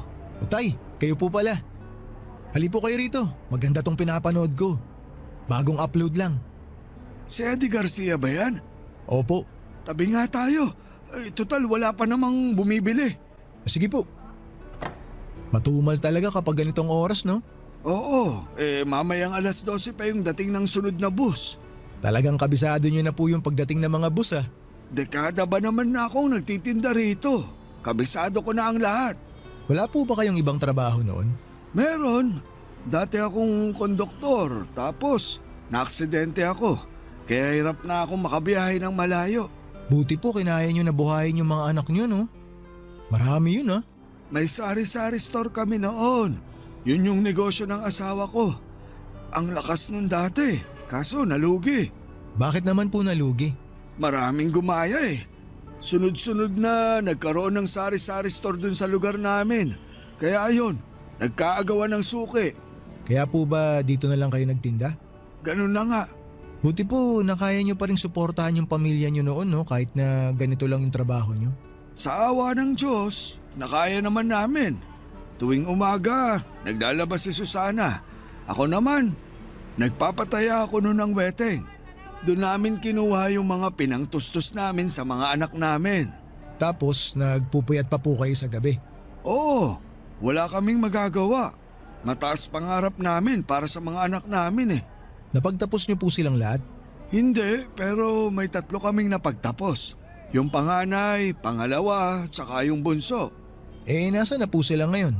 Bakit parang bigla na lang nila kayong iniwan? Yung panganay, nurse sa abroad. Dinala siya doon ng asawa niya. Kaso parang nakalimot na eh. Maganda na kasi buhay nila doon. Yung pangalawa naman, namatay sa aksidente sa motor. 24 lang siya noon. Yung pangatlo, nagtana naman. Nagmana sa amin. Yung dalawa po tay, nasaan? Yung pangapat, may sarili ng pamilya. Marami din sila, kaya problema din nila yung pera. Yung bunso, Yun yung tumutulong sa amin noon. Pero simula nung nagkapamilya, medyo nagigpit na rin ang sinturon. Wala naman po ba kayong tampo sa kanila na para bang pinabayaan na lang nila kayo ni nanay? Wala naman. Ang mahalaga sa amin nagampanan namin ng maayos yung trabaho namin bilang magulang. Ayaw din naman namin ni Susana na humingi ng tulong sa mga anak niya kasi alam niya na may mga kanya-kanya na rin silang buhay. Kahit hirap na yun, ayaw niyang maging pabigat sa ibang tao. Nakakalungkot naman po yun. Kung ganun ginawa sa akin ng mga anak ko, malulungkot ako. Mantakin nyo tay pinalaki ko sila ng maayos tapos bigla na lang nila akong iiwan kapag nakatayo na sila sa sarili nilang mga paa. Yun naman talaga yung trabaho natin bilang magulang Yung tulungan sila.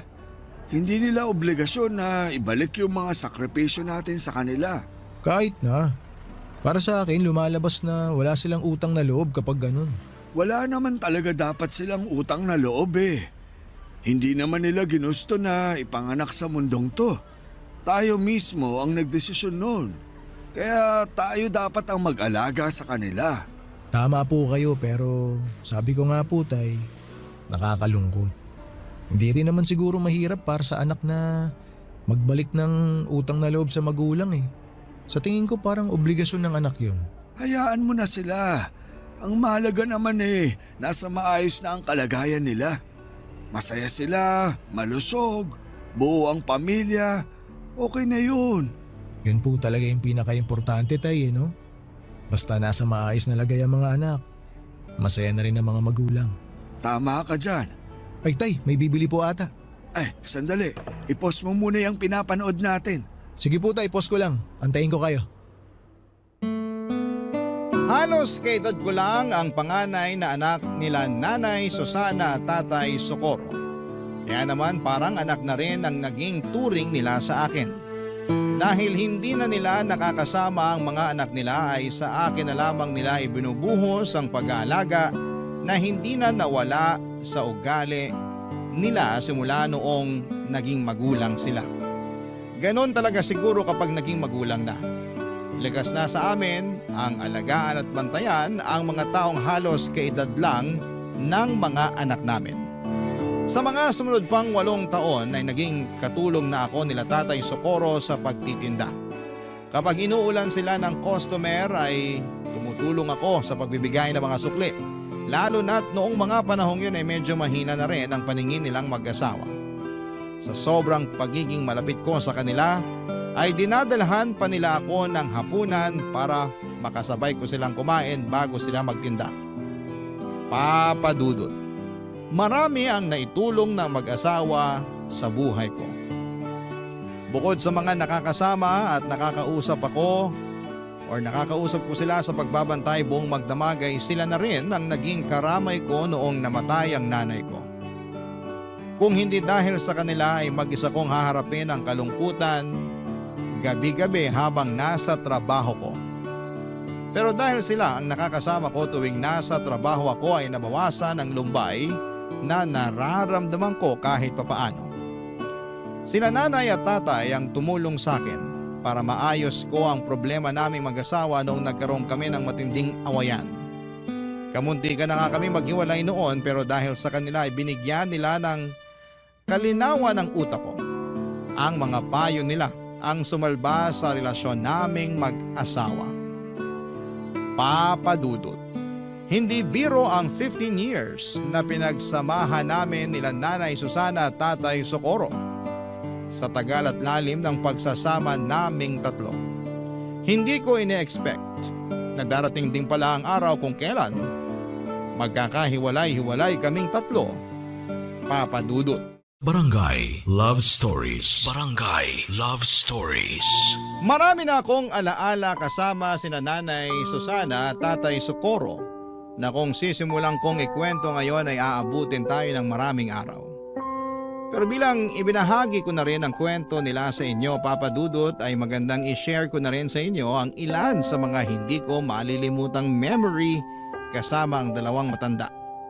May pagkakataon noon na kahit maulan at may bagyo ay lumalabas pa rin sila para magtinda. Inabutan kami noon ng baha na umabot hanggang binte.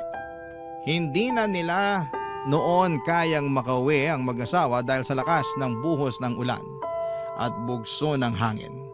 Ang ginawa ko kahit bawal magpapasok sa bangko ay pinasilong ko na muna sila sa loob pansamantala kahit na pinagalitan ako ng management pagkatapos noon.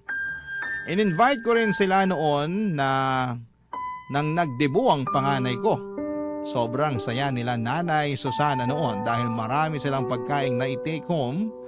Palabirong tao si Nanay at kahit na marami silang problemang pinagdaraanan ay lagi pa rin siyang humahagalpak sa tawa maski na sa mga maliliit at simpleng biro lamang. Kapag naman bored si Tatay Socorro ay tumatabi siya sa pwesto ko para samahan ako sa panonood ng pelikulang pinapanood ko. Kapag may bibili ay nagmamadali siyang magtinda para wala siyang makaligtaan sa pinapanood namin. Karaniwan ay mga 90s action films ang pinapanood namin. Marami pa kaming masasayang alaala at ilan lamang yon sa kaya kong ibahagi ngayon. Papadudo taong 2023 ay doon na po nagbago ang lahat. Ilang linggong hindi nagtindang mag-asawa. Akala ko noon ay hindi sila nagtinda dahil maulan lamang noon pero sa isang gabi mag-isa lang na dumating si Tatay Socorro sa dati nilang pwesto. Nang tanungin ko kung nasaan ang kabiyak niya ay doon ko na nalaman ang masamang balita. Isang balita na nagpaluha sa akin.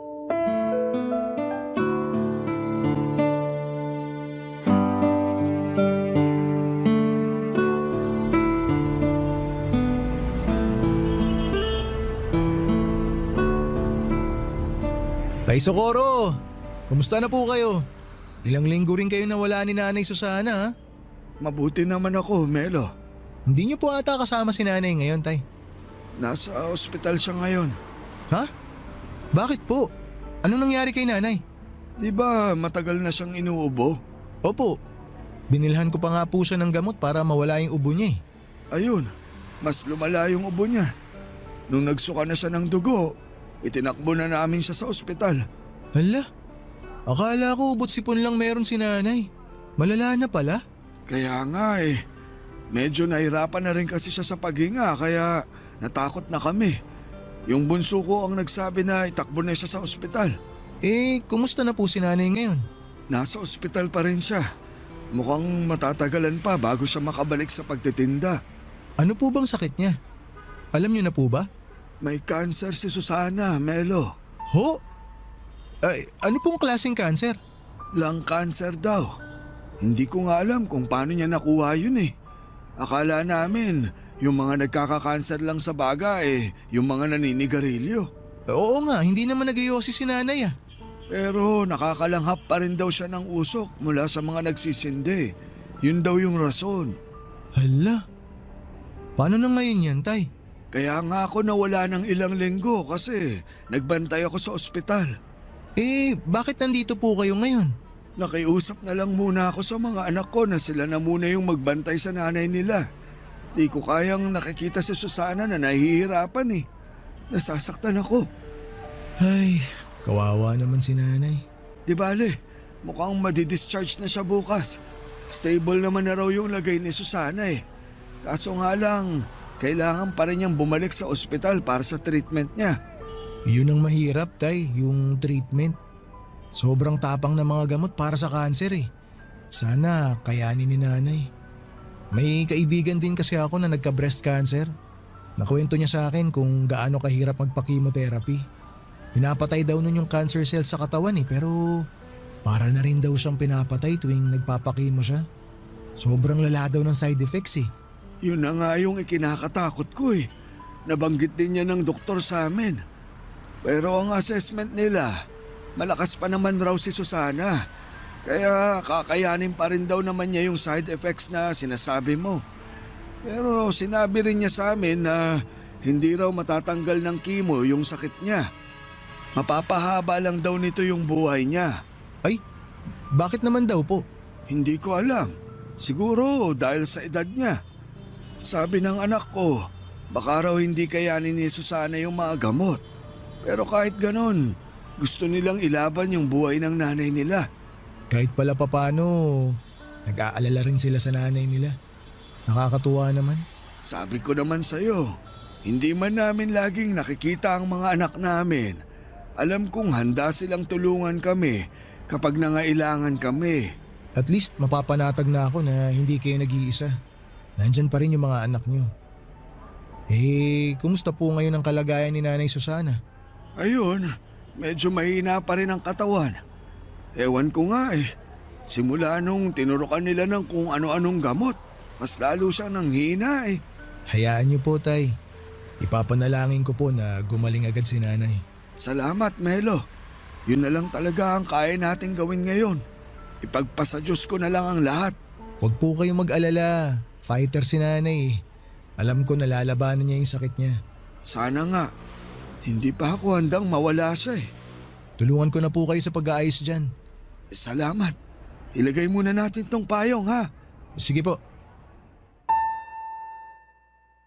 Kailanman ay hindi ko nakita si Nanay Susana na nagsindi ng sigarilyo.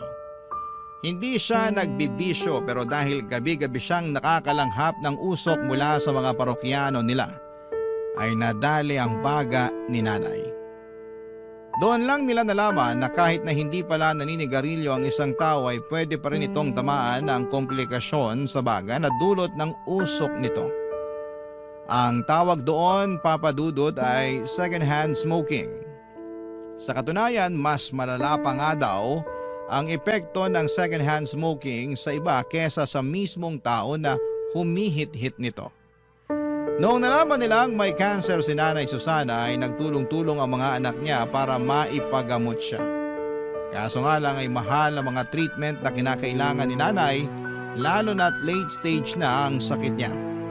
Sa mga unang buwan ay nagawan pa nila ng paraan ng mga gastos sa ospital. Pero kalaunan ay nawalan din sila ng mapanghuhugutan. At para hindi mahirapan ang kanyang pamilya, si Nanay Susana na mismo ang nagdesisyon na huwag nang ituloy ang treatment niya. Masyado na raw siyang matanda para ipaglaban pa ang buhay niya. Isa pa ay hindi na raw nito kinakaya ang mga side effect ng treatment niya. Tanggap na niya na hanggang doon na lamang ang buhay niya. Kaya mas pinili na lamang niyang maghirap ng mag-isa kaysa idamay pa ang pamilya niya. Nakakalungkot na parang sumuko na lamang si Nanay Susana sa buhay pero naiintindihan ko kung bakit mas pinili niyang tumigil na lamang sa pagpapagamot. Mahirap kasing lumaban kung ikaw mismo ay walang pera para ipaglaban ang sarili mong buhay.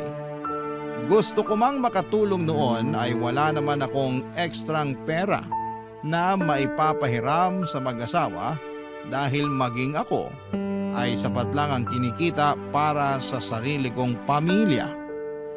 Tanging panalangin na lamang noon ang naitulong ko para kay Nanay Susana.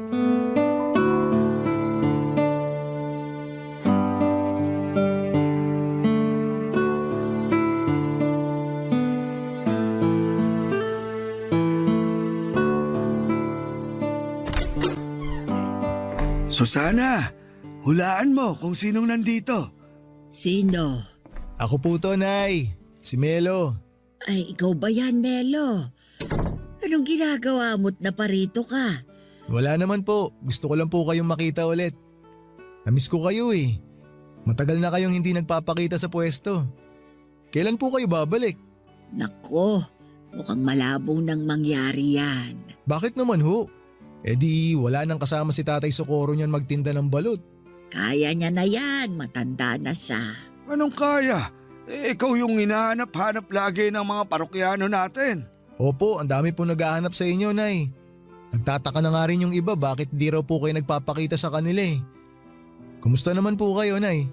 Eto, mukhang mamamatay na. Nay, wag naman po kayo magbiro ng ganyan. Si Susana talaga, kung ano-anong pinagsasasabi. Ay bakit? Totoo naman na. Tingnan niyo nga ako. Mukha pa bang kaya kong bumalik sa dati? Oo naman po. Makakabalik po kayo sa dati. Magtiwala lang po kayo. Makikita nyo, mabilis kayo makaka-recover. Nako, hindi na ako umaasa dyan. Bakit naman, Nay? Tumigil na ako sa pagpapagamot. Inaantay ko na lang na malagutan ako ng hininga. Si nanay talaga, oh. Abay, totoo. Nakikita mo ba ang itsura ko? Ang payat-payat ko na. Hirap na nga akong makatayo ng mag-isa eh. Medyo sumeksi nga po kayo eh. Pero alam ko naman po na makakabalik pa rin kayo sa dati. Tiwalang-tiwala po ako sa pag-aalaga sa inyo ni Tatay Socorro eh. Hindi ba, Tay? Oo naman. Wala eh. Gusto ko mang mabuhay pa ng matagal.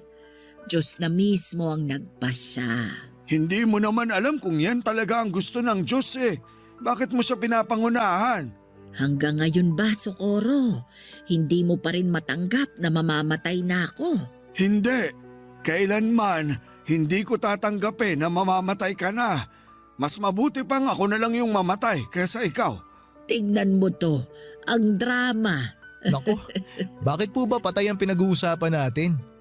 Wala pong mamamatay kahit isa sa inyo kasi matagal pa po tayong magkakasama. Melo, matanda na ako. Hindi ko nakakayanin pang labanan tong sakit kong to. Yung mga mas bata nga sa akin nadadali pa eh. Partida nagpapagamot pa ang mga yon. E paano na lang ako na matanda na nga, tumigil pa sa pagpapagamot. Ang bilis nyo naman pong sumuko, Nay. Habang humihinga, wag po kayong mawala ng pag-asa. Tanggap ko na malapit na kaming magkita ni kamatayan. At saka kahit ngayon pa kami magharap, hindi ako natatakot. Hindi po kayo natatakot na mamatay, Nay? Hindi. Tingin ko, nagawa ko naman na lahat ng kailangan kong gawin sa buhay eh. Masaya ako sa naging takbo ng buhay ko. Kaya handa na ako. Ang totoo niyan, hindi takot yung nararamdaman ko ngayon eh. Alam mo kung ano? Ano po? Lungkot. Nalulungkot lang ako kasi iiwan ko na yung asawa at mga anak ko. Hindi ko na makikitang lumaki yung mga apo ko. Hindi ko na matutupad yung pangako ko kay Socorro na magsasama kami sa hirap at ginhawa. Matagal mo na akong sinamahan sa hirap. Hindi mo na kailangang isipin yun. Melo, may hihilingin lang sana akong pabor sa'yo. Sige po, Nay. Ano po ba yun? Ikaw nang bahala sa asawa ko ha. Bantayan mo siya. Siguraduhin mong nakakakain siya sa tamang oras. Wag po kayong mag-alala. Ako na pong bahala kay Tatay. Parang sira talaga tong si Susana eh. Bakit mo ko ibinibilin sa iba? Alam niyo po, Nay, ang lungkot ng pinag-uusapan natin. Pwede po bang ibahin natin yung pinag-uusapan? Yung masaya po sana para good vibes naman.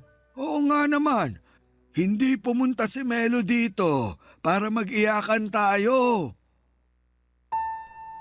Papadudot mabilis na humina ang katawan ni Nanay Susana sa mga sumunod na buwan hanggang sa isang araw ay nabalitaan ko na lamang na pumanaw na siya. Para ako nawalan ulit ng ina sa pangalawang pagkakataon. 4 na buwan lang ang itinagal ni Nanay bago siya binawian ng buhay. Ang dating masayang mag-asawa na gabi-gabi nagtitinda ng sigarilyo at balot ay mag-isa na lamang. Noong natapos ang shift ko sa unang araw ng burol ni Nanay Susana ay sa kanila ako dumiretso para magbigay ng respeto. Kitang-kita ko sa mga mata ni Tatay Socorro ang labis na kalungkutan sa pagkawala ng kanyang asawa. Ang dating tahimik na si Tatay ay mas naging tahimik pa. Pagkatapos ng libing ay unti-unting bumalik sa dating gawi si Tatay Socorro. Ipinagpatuloy nito ang pagtitinda ng yosi at balut kahit na mag-isa na lamang siya. Kung sila ang naging sandalan ko noong namatayan ako ng ina, ginawa ko naman ang lahat para ako naman ang maging sandalan ni Tatay sa pagkawala ni Nanay Susana. Kapansin-pansin ang pagbabago sa ugali ni Tatay. Hindi na siya gaanong makwento at lagi na lamang siyang nakatulala sa kawalan. Hindi ko na nga siya noon maimbita para manood ng pelikula. Isang buwan nang lumipas habang abala ako sa panonood sa cellphone ko, isang gabi ay nagulat ako nung isang babae ang napasigaw sa may pwesto ni Tatay Socorro. Nagmamadali akong lumapit sa kanila noong nakita kong nakatumba na si Tatay mula sa kinakaupuan niya. Ang kwento sa akin ng babae ay bibili sana siya ng balut pero tulog ang matanda. Sinubukan niya itong alugin para magising pero sa halip na magising ay natumba siya. Agad akong tumawag ng tricycle at tinakbo namin si Tatay sa ospital pero idiniklara siyang wala ng buhay. Namatay siya nang hindi namin namamalayan. Papadudot, atake sa puso raw ang sanhi ng pagkamatay ni Tatay Socorro. Siguro'y ganon talaga nila kamahal ang isa't isa ni Nanay Susana na hindi nila kayang mapaghiwalay. Isang buwan lang ang pagitan ay sumunod kaagad si Tatay kay Nanay Susana. Ngayon tuwing nakikita ko ang dati nilang pwesto ay napapangiti na lamang akong mag-isa habang binabalikan ang mga masasayang ala-ala naming tatlo. Iba na ngayon ang tindera doon pero hanggat nabubuhay ako ay hindi ko makakalimutan na minsan ay may dalawang matanda na nagpakita sa akin ng tunay na kahulugan ng tunay na pag-ibig. Dito na po nagtatapos ang sulat ko at maraming salamat po, Papa Dudut, ang inyong kapuso at kabarangay forever, Melo. Kwentuhan naman tayo dito sa comment section.